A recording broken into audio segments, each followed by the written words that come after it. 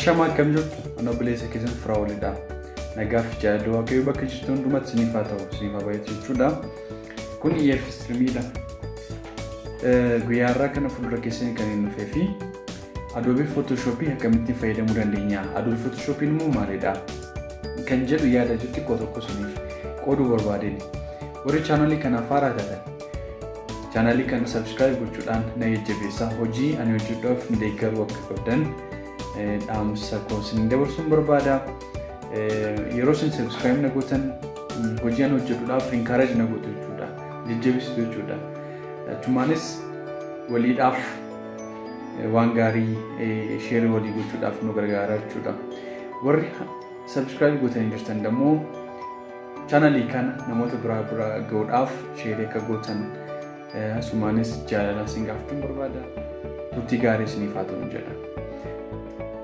Gara jalqabaatti gaafa dhufu Adobe Photoshop maalidha? Adobe Photoshop maal nu fayyada?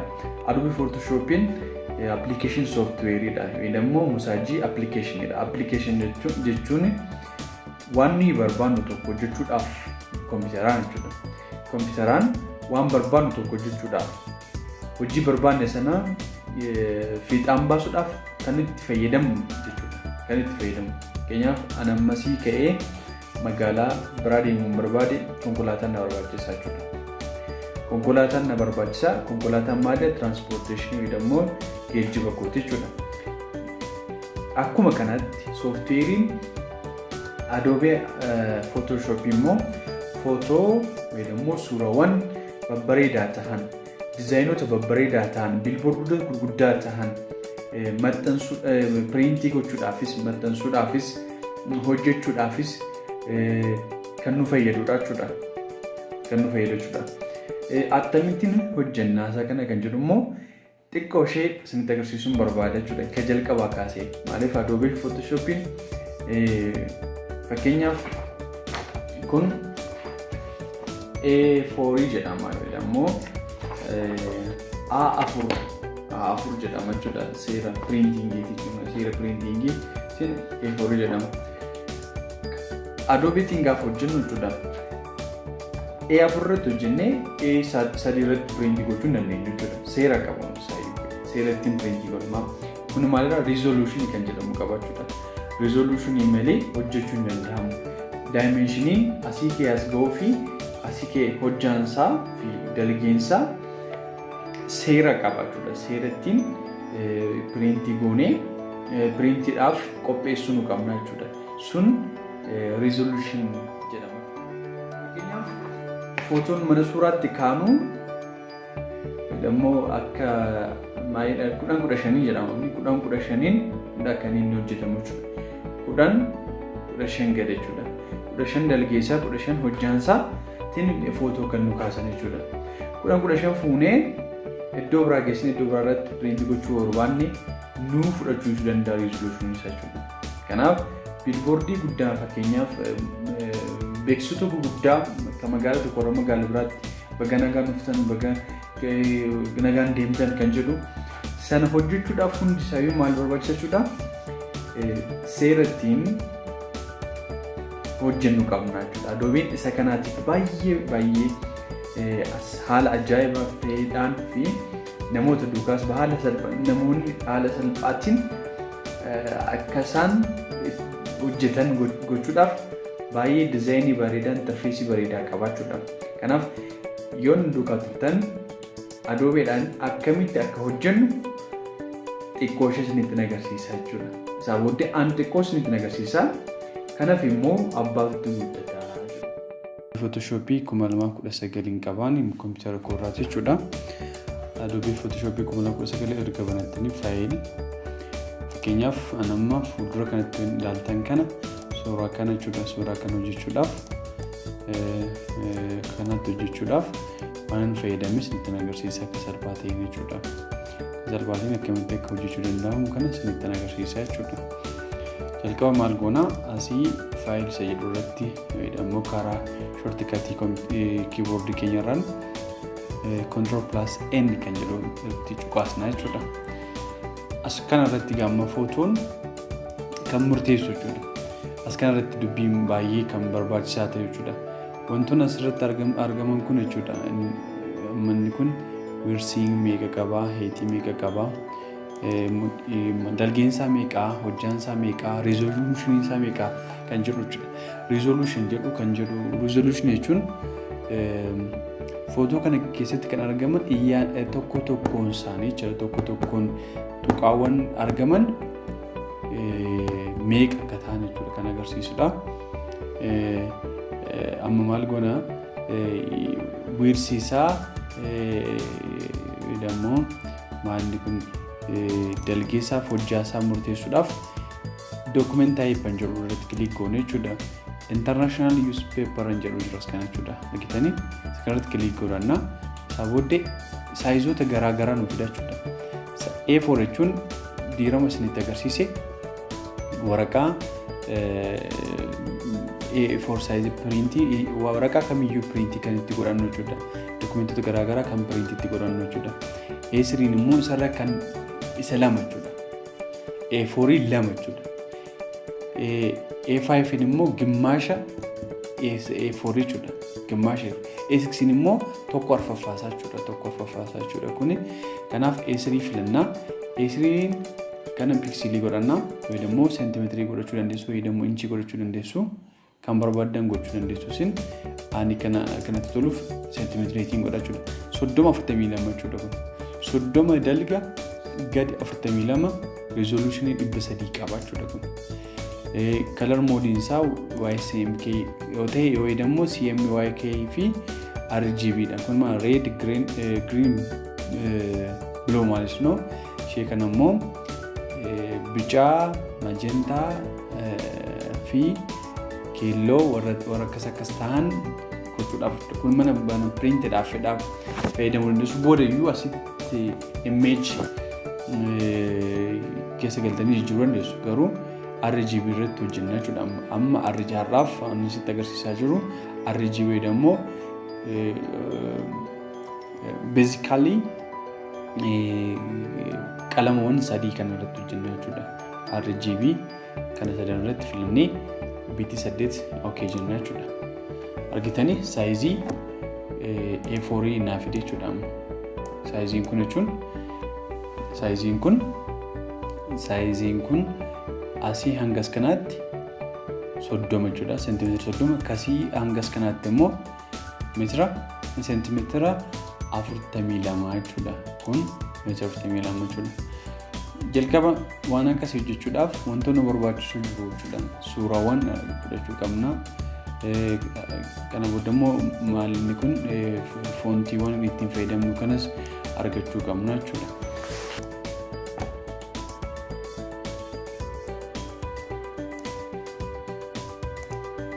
Suuraan fayyadame isa kana jechuudha. Suuraa kana kunne baafannaa jechuudha keessaati. Kana background kan jiru background isa haala salphaatiin background akkamitti kutuu akka danda'u isinitti agarsiisa. Isheen kun magic selector kan jedhamtudha jechuudha. Ishee kanaan suuta jennee selectii goona jechuudha. Lafa barbaanne sana selectii godhanna jechuudha. Lafa barbaanne sana selectii godhanna jechuudha. Lafa barbaanne sana selectii anamma lafa barbaade sana selectii godhee jira jechuudha. Argitanii inni kun max godhee raamma jechuudha. Kanaaf booddee maal goona ishee kana mallattoo ishee kana jechuudha asiitii mallattoo add max mittiloon kan jettu kilikii goona jechuudha. Kilikii gaafa goonu backgroundii warra achi ta'e hundumasaa nu jalaatii balleessaa jechuudha. Haala salphaatiin arganna jechuudha. Ishee kana selection max keessa gallee further selection mittiloon maaliif wanta ma selectii goone kana bareechuudhaaf jechuudha. Maal argitanii amma argamu yoo ishee kana akkasiin sirreeffannaa mala okay jenna.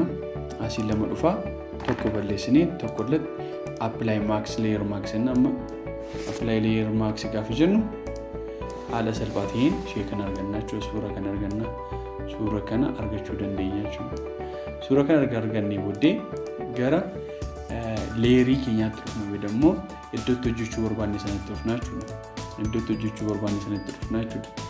Sababa maal goone ishee kan draagii goonee fayyadamoo maaliitiin ishee kana jechuudha. As kana selection tool jedhamti isheen kun jechuudha. Selection tool jedhamu dhugaattiin gar tokko gara tokkotti kan ittiin muuvii goonu jechuudha. Immoo geessuun jechuudha. Ishee kana ishee jalqaba irratti kilik godhannee asii muuvii goonee lafa barbaanne sana irratti geessina jechuudha. Moozii keenya sababa isirratti gadhiifna. Amma mucaa kana argitanii yoo ta'e akkasitiin godhadheen jira jechuudha. Lafa barbaade sanatti resolution akkam barbaadetti as kaawwadhe jechuudha. Amma footoo kana as kaawwadheedha. Kanaaf maaliidha? Barreeffamoota kana barreessuudhaaf jechuudha. Barreeffamoota kana barreessuudhaaf fakkeenyaaf akkamittiin isinitti agarsiisuu barbaada. Kan inni hojjedhe irraatii fuudhee ishee kan barreeffamoota asirratti ijaan barreessuuf koppii godhee fuudhee lafa barbaadanitti kan jettu jirti as kana. Teekist jechuudha isheen kun jechuudha. Teekist tool jedhamu.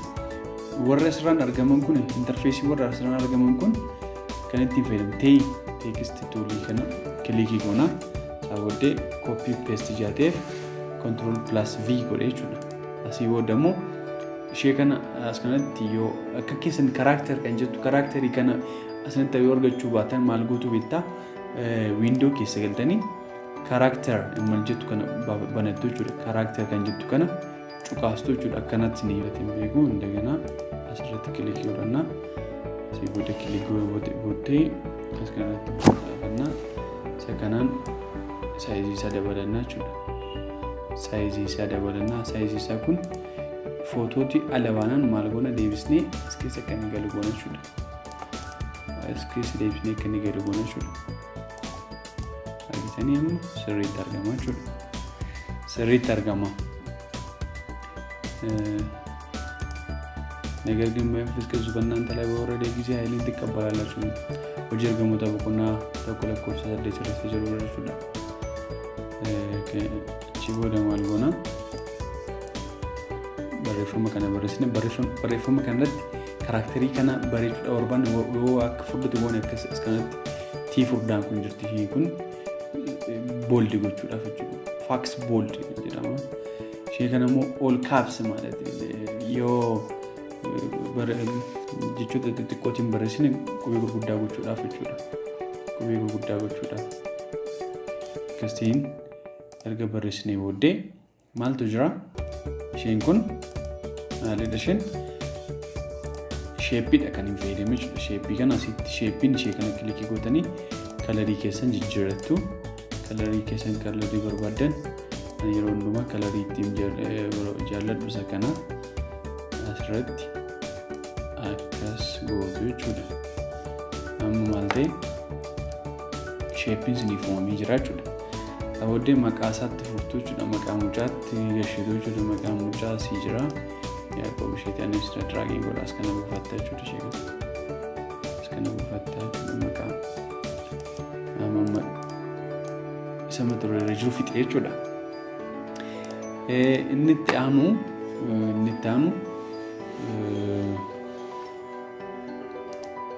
kana jechuudha.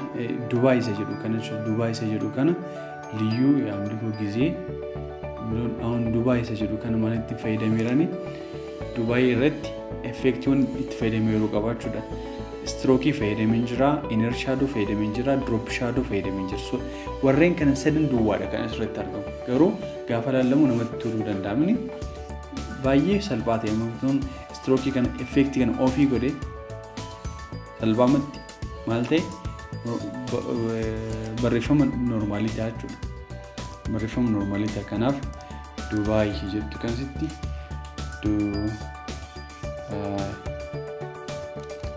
Dubai ija small as guddifata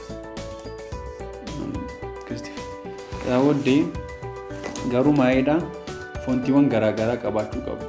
Kompiitara keessan irratti jechuudha. Nama foontiin fayyadamaa jiru meerd variable immileuma baay'ee foontii baay'ee bareedaadha. Blookiin fayyadama. Blook guutuu awudee blookii sammuu kana maal qoyi jalqaba garuu backgroundiin kun baay'ee adii waan ta'eef backgroundii kan biraa galchuun barbaada. Backgroundii kana galchuun barbaada. Backgroundii isa normaal irratti kilikii godhee achi booda immoo create new layer ishee jettu irratti kilikiin godhachuudha.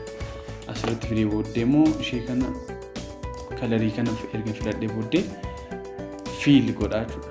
Amma maal ta'e deebi'eera jechuudha. Deebi'eera kalarii isa jira jechuudha. Diirama maal ture? Diirama kana ture amma gara kanaatti jira jechuudha. Maaliif Dubaay isa jedhu adiitiin barreessuu jaalladha jechuudha. Jalqaba garuu kan jalatti hafumaa'edha. Backgroundiin jalatti galuu jira ammas suuraawwan kana jechuudha.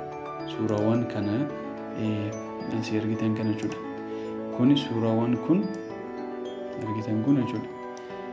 Suuraawwan kana argitan kana internet irraatiin buuseeran. Internet irraatii buufattu isinis jechuudha. Akkuma internet irraa buusee Google gootanii internet irraa buufachuu dandeessu jechuudha.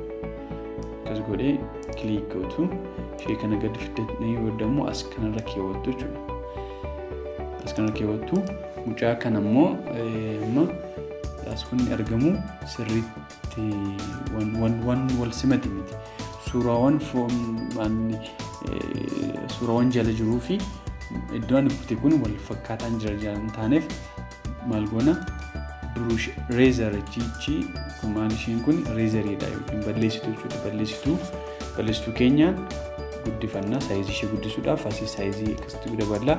Hardiness jechuun immoo hamma balleessuu danda'u sana jechuudha. Hamma balleessuu danda'u sanadha guddifadhee hardiness isaa 0 godhee jechuudha. Akka inni wal fudhachuudhaaf akkas ta'an godhaa jechuudha. Amma xiqqoo tokko wal simatee jira jechuudha. Suurri kanaaf intiniin kun wal simatee jira jechuudha. Amma argina akkasitti hojjedhee booddee gara maalitti hin deebi'ee gara Dubaay isa jedhu kanatti hin deebi'ee Dubaay akkamitti akka hojjetu asirra kaawwadhee booddee maalan godhaa kaaraakterii kana kalarii isaa halluu isaa gara adiitti jijjiirraa jechuudha. Adii godhadhee jira. Saayizii meeqa kan fayyadameen barreeffama irratti saayizii 299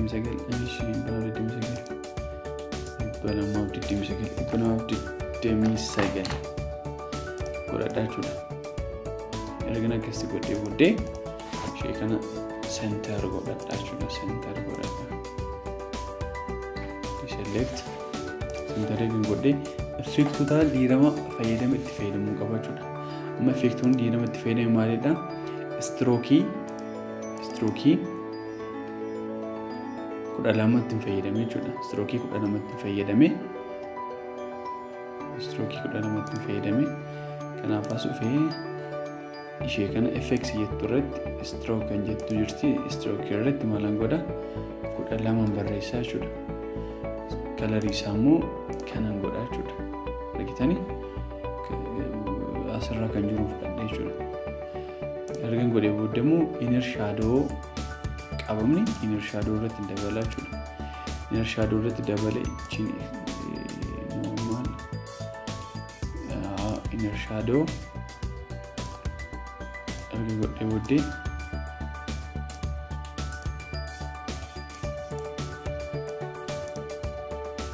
asirratti waan fayyadamu isinitti agarsiisu inner shadow distance isaa bicha ishee kan digirii meeqashin digirii 172 jechuudha. Digirii 172 inner shadow hojjechuudha jechuudha.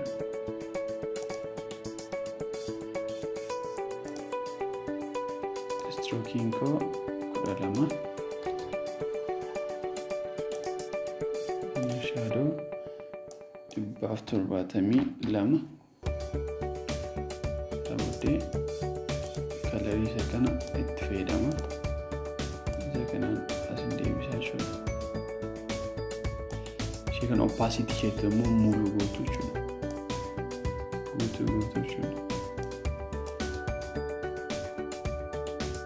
Argitanii diinama duukaa walitti dhufeenya qaba jechuudha. Ishee xiqqoo walitti dhufeenya qaba jechuudha. Ishee kana sirreeffannaa. Perfect. Amma sirriitti jira jechuudha. Asii booda maal gootu inner shadow, drop shadow jalqaba galchitu jechuudha. Drop shadow galchitee booddee ishee kana maal xiqqoo akka ishee walitti sissiqtu gootuun. Isheen xinnoo walitti sissiqtu gootu jechuudha. Persentii maayinasii meeqaan jechuun maayinasii 50 akka ishee walitti sissiqtu gootu jechuudha. Maayinasii 50 akka isheen 60 jedha asirraati. Kanaan ishee kana maayinasii 60 akka ishee walitti sissiqtu gootanii amma perfect. Mini kan duukaa walitti dhufeera jechuudha. Kan duukaa walitti dhufee jira jechuudha. Ishee kanaaf maalidha? Ka jala jiru isa kana akkuma jirutti koppii gochuu danda'a. Rakkoon qabu. Kunis maaltu jira? Effektii kamtutti fayyadamee kana strookii bichaan fayyadamee strookii fi drop shadow jechuudha. Drop shadow'n akka inni bogge jedhuudhaaf inni kan biraamni. Isheen kun akkasitti adii duwwaa yeroo ta'u xiqqoo kan ifa ta'uudhaaf kan itti fayyadamna jechuudha. Argitanii miti ishee achi booda maaltu ta'a? Suura kana gaafa ilaaltan suurri kun baay'ee ifadha. Suurri kun baay'ee ifadha jechuudha. Suurri kun ani ifa ta'ee fi tokkoffaa maaliin fayyadame? Blur kan jiru jechuudha. Asirratti kilikii gootanii imeejii kana akka barbaadde adjustment brightness isaa akka barbaaddetti gochuu dandeessu jechuudha. Argitanii ifa akka inni ta'uudhaaf kan ifa ta'uudhaaf gootu jechuudha. Adjustment layer brightness level jechuudha. Level isaa argitanii mucaan gara bareedaatti dhufaa jira jechuudha. Mucaa bareedaadha garuu amma tokko dhufee jira. Lammaffaa immoo kontiroolii qabdanii kilikii gootu sirriitti jechuudha. Selection isinii godhachuu select isinii godhu. Select erga filter hin jiru keessa galtanii blur surface blur hin jiru irra keessatti jechuudha. Surface blur la erga geessanii booddamoo xiqqoo dabaltu jechuudha. Xiqqoo dabaltu akka inni fuulli isaa smooth ta'utti jechuudha. Akka inni fuulli isaa smooth ta'utti xiqqoo dabaltu jechuudha. Amma sirriimatti jira raadiyeesii isaa. Baay'ee amma sirriidha bakka. Perfect. Achi booddee control deselect godhu jechuudha. Mucaa kana ammas bareechuu barbaaddan curve jedhu irratti fayyadamtu jechuudha. Curve jechuun curve jedhu fayyadamtu. Curve irratti argitamini suutattanii ilaalaa wanta ilaalaa deemtu jechuudha. Nama tokko walitti fudhatee jira jechuudha. Achii booda immoo maal ta'a? V-shape hojjettu jechuudha. V-shape hojjechuudhaaf diirama akkasitti agarsiisetti jechuudha. V-shape jechuun kan asii adii kana jechuudha. Kan adii kana kamittiin akka hojjetamu ilaaluudhaaf jechuudha. V-shape kamitti hojjennaa? Jalqaba gara layer 1 keenya irratti dhufnee kilik godhannee shape keenya erga filannee booddee amma barbaadnu sana irratti draw goona jechuudha. Akka kana argatee booddee wada selection itti dhufnee ishee kana perspective kan jettu jirtin effecting kana jechuudha. Ishee kanaan cinaadhaa gara cinaatti fidnaa jechuudha. Akkanatti argitanii mini cinaadhaa gara cinaatti fidnaa akka kanaatti jechuudha. Amma barbaaddan sana erga keessa galchettanii booddee okay jettu jechuudha. Kan ammoo kalarii isaa jiruudhaaf rectangle ta'uun jiru irratti double click gochuudhaan gara adiitti jijjiiranna jechuudha. Kalarii isaa gara adiitti jijjiiranna jechuudha. That's perfect. Sabooddee maal isheen kun shape keessatti kan isheen jirtu jechuudha. Shape keessa jirti. asirratti yeroo baay'ee albeemiiwwan haaraa babbaanin asirratti kilikii goona isa booddee custom shape tools jettu irratti fayyadamne as keessaa barbaadna jechuudha. Fakkeenyaaf ishee kana jechuudha isheen kun seal የምትለው mallattoo jechuudha. Akka isheen wal qixa dhuftuudhaaf immoo shiftii gadi qabnee draw goona jechuudha. Draw goona jechuudha. Amma isheen maalidha kalariin ishee kana isheen jiru ደግሞ shape waan irratti double click goona jechuudha. Isa booddee gara diimaatti akka isheen dhuftu goona jechuudha. Gara isheen diimaatti akka isheen dhuftu goona jechuudha. Akkasiin amma xumuraa jirra jechuudha. Isa booddee wantoota barbaannu shape barbaannu as kanatti akkasiin erga goone booddee kan gochuu dandeenya. Barreeffamni kan dhiirama isinitti himedha. Kana fakkaataa jechuudha. Isheen kun kan ittiin hojjetame kana fakkaata. Okay, wanta jira ka jalatti mul'atu tokko jira. Shapein hambraafee jiru jechuudha. Polygon tool jedhamu irratti filannee booddee akka dhiiramumaatti jechuudha. As kan irratti draw goona jechuudha. Draw gootu ishee kana gadi buuftu as kana geessitu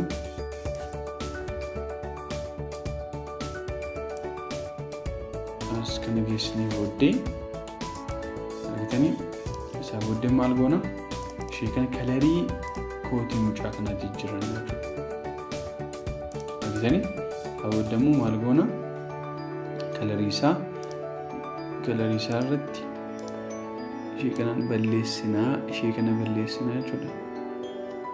Ishee kana balleessinaa jechuudha.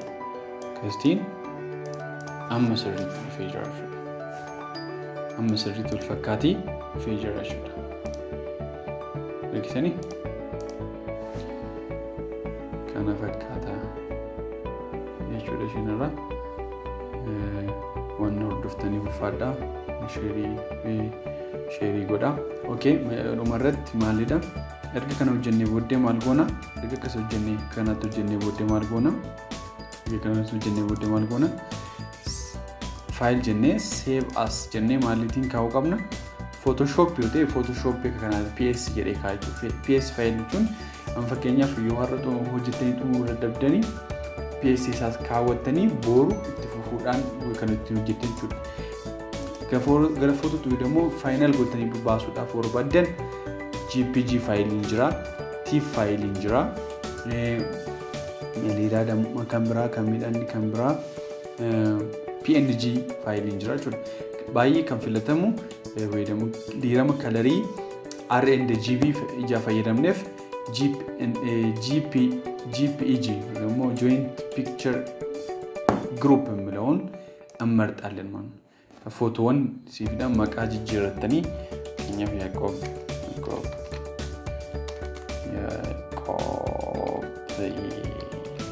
ጀሪ ሴቪንግ ወዳዳችሁና ከዛ ወደ ማልና ፊዳ ማክሲመም ኳሊቲ ስታንዳርድ ገደኒ ሼከን ማክሲመም ጀቱ ኩዳለ መራኪስ ኳሊቲ ኩዳለ መጎቱ ወደ ኦኬ ጀቱ ይችላል። ከዛ ሴቪንግ እዚህ ጋር እንትን ሴቪንግ ጀረት ሞሬቹ ሱራ ከናማ የሰጠርገቱ ይችላል።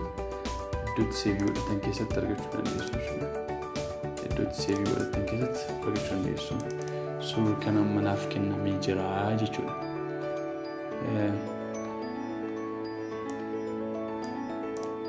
ኳሊቲንሳ ባየር ይፈዳ ፕሪንት ጎቹን እንደዳማቹ ለኮ waan hordoftaniif galatooma komentii qabdan kaa'uu dandeessu.